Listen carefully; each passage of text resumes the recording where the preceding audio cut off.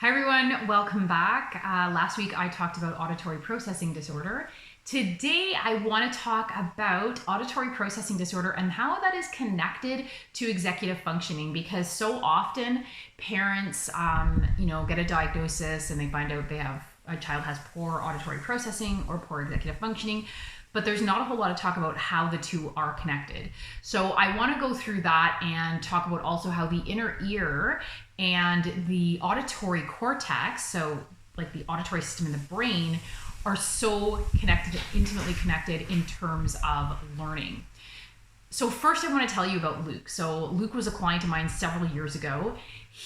Mom came to me because he actually had dysgraphia and really poor reading comprehension. And he wasn't much of a talker. It never really came up much. He just said he's pretty quiet. He's an easygoing kid, whatever. They were happy with his overall behavior. But he struggled with learning, processing, organizing, and all that other stuff that goes along with dysgraphia.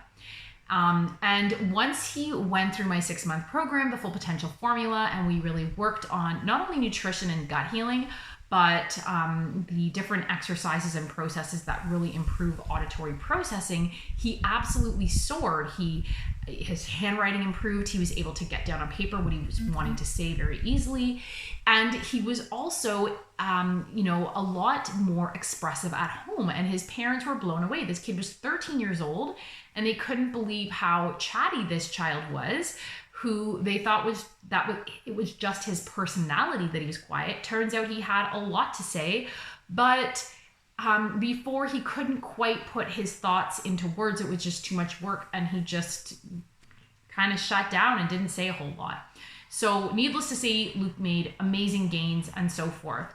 And so it's really important to understand the connection between auditory processing and executive functioning, because this can really help to improve what your child is struggling with their learning difficulties, as well as to lower your frustration levels, so that it's not just like some obscure problem, that just seems like you can't get a handle on and you just got to manage. And what we ultimately want is to get to a place where we are using corrective measures. So let's get into first what is executive functioning, in case you've never heard of it or you don't know a whole lot about it. So I'm not going to get into crazy detail, but just to give you a overview of like some symptoms or signs, is basically if your child has good executive functioning, they're able to do things like plan, organize, they have impulse control, they have reasoning, they have good memory, emotional regulation, they have a good focus and motivation, and so much more. So it's that higher cortex activity that really goes on with executive functioning, which for a lot of kids who struggle with reading and learning and behavior is often, this is not lighting up, if you will, so much as not working as well. So the path to better executive functioning starts with auditory processing issues. So let me know in the comments below if your child, if you know they have executive functioning issues, what the diagnosis is, or what signs you're seeing, or if you suspect that, because executive functioning influences a lot. And this is why stimulating the auditory nerve, that leads to that is connected to the auditory cortex, is so important in not only increasing your child's, energy levels, and I mean healthy energy, not hyperactivity, and their ability to process, to retain, to be organized, to plan, all that type of stuff that leads to success both in school and at home. So let's talk for a minute about the ear, because the ear is very intimately tied to the vestibular system. In auditory processing disorder, often a lot of these kids' movement, coordination, and so forth is affected because they'll have a diagnosis of dyspraxia or, dysgraphia and so forth. This is because auditory processing also affects movement and balance. So the vestibular system does so much more than just balance, if you will. It affects a child's ability to focus. I work with lots of kids who have ADHD, are really fidgety, and we work on their vestibular system, and all of a sudden mom's like, oh my God, he could sit still at the dinner table. It affects not only their coordination, but it also affects their language and their communication. So let's talk so the sound barrier that could be broken in your child. So their ear is basically like that outside part of a speaker. And you might be wondering, like, how can their ear, right? Like a mom said that to me once, how can his ear be affecting his ability to learn or behave? That's just ridiculous, right? When I started talking about the middle ear. So I want to get into that a little bit. So the middle ear, in there is the tiniest muscles and bones in the body, the hammer, the anvil, and the stapes. And basically what they do is they help to tune out the background noise, which are higher frequency, so that your child, when they're at school, can focus on the teacher talking, which is a lower frequency. The higher frequency might be like the child whispering in the background, the hum of a fan, the sound of cars going by, the racket in the classroom next door. So auditory information basically travels to the cortex, which is the auditory nerve, through the auditory nerve to the cortex. But if there is problems on that information highway, that auditory nerve and leading to the cortex, information is going to be misinterpreted. Information is going to be mixed up, or information might not even get there at all. It might not even be processed in that journey. And so by the time that information, in whatever form it comes in, reaches the language center, it is no longer accurate or the same info. And this is like where we see kids who hear a story and they repeat it, and it's like, that's not even the same thing. They don't process instructions very well or directions very well. They can't remember information. Like, you can't give them 3 instructions. That's too overwhelming. That's very often an auditory processing issue. So if your child has a hard time filtering distractions, or has, auditory processing difficulties, there could be a dysfunction with the anvil, the hammer, and the stapes, the parts of the inner ear.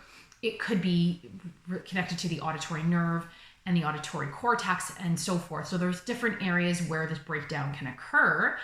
And what this will create is a whole host of problems, and you'll end up seeing very common symptoms like sensory processing disorder, ADHD, ASD, learning difficulties, possibly even dysgraphia.